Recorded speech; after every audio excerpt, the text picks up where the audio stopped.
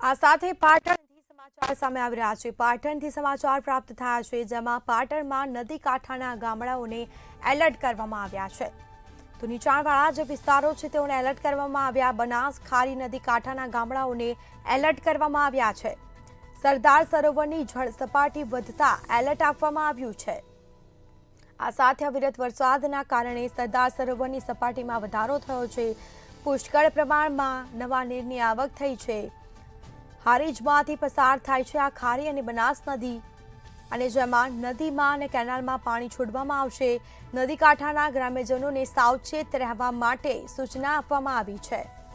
બનાસ ખારી નદીના કાંઠા ગામડાઓને એલર્ટ કરવામાં આવ્યા।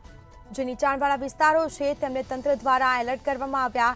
સરદાર સરોવરની જળ સપાટીમાં સતત વધારો થયો છે, અને જેના કારણે એલર્ટ આપવામાં આવ્યું। સાથે કેનાલ અને નદીઓમાં પણ પાણી છોડવામાં આવશે। હારીજમાંથી આ ખારી અને બનાસ નદી પસાર થાય છે, અને જેને લઈને નીચાણવાળા વિસ્તારોને એલર્ટ કરવામાં આવ્યા છે। તો પાટણમાં નદી કાંઠાના ગામડાઓને એલર્ટ કરવામાં આવ્યા। સાવચેત રહેવા માટે પણ સૂચના આપવામાં આવી છે। તંત્ર દ્વારા એલર્ટ કરવામાં આવ્યા છે, લોકોને સૂચના આપવામાં આવી છે। સરદાર સરોવરની જળ સપાટીમાં સતત વધારો જોવા મળ્યો છે। વધુ વરસાદના કારણે સરદાર સરોવરની સપાટી સતત વધી રહી છે, અને હાલ નીચાણવાળા વિસ્તારોને એલર્ટ કરવામાં આવ્યા છે। તો વધુ વિગતો સાથે સંવાદદાતા પ્રવીણદરજી ફોનલાઈન પર જોડાઈ ગયા છે। જી, નીચાણવાળા વિસ્તારોને એલર્ટ કરવામાં આવ્યા છે। સરદાર સરોવરની જળ સપાટીમાં સતત વધારો જોવા મળી રહ્યો છે, શું માહિતી?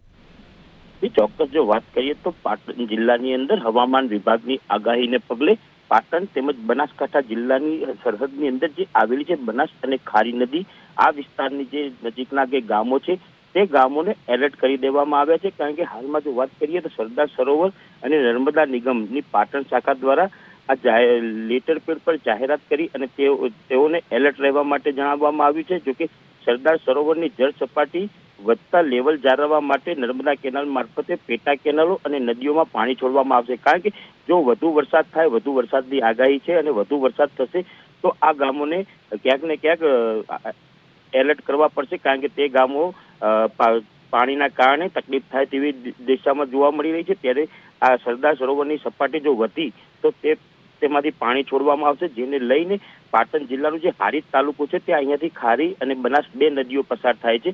તેને લઈને હાલમાં નદી કાંઠાના જે વિસ્તાર છે ત્યાં ગ્રામજનોને સાવચેત રહેવાની જાહેરાત કરવામાં આવી છે। ગમે ત્યારે ગામમાં લોકોને ત્યાંથી સ્થળાંતર કરવાની પણ સ્થિતિ થઈ શકે છે, તેને લઈને હાલમાં ગામજનોને એલર્ટ કરવામાં આવ્યા છે। જી બિલકુલથી તમામ જાણકારી આપવા બદલ આપનો આભાર। તો આ સાથે પાટણમાં નદી કાંઠાના ગામોને એલર્ટ કરવામાં આવ્યા। બનાસ અને ખારી નદી કાંઠાના ગામડાઓને સાવચેત રહેવા માટે તંત્ર દ્વારા સૂચના આપવામાં આવી છે, કારણ કે સરદાર સરોવરની જળ સપાટીમાં વધતું જે જળ સપાટી વધી રહી છે ને તેના કારણે એલર્ટ આપવામાં આવ્યું।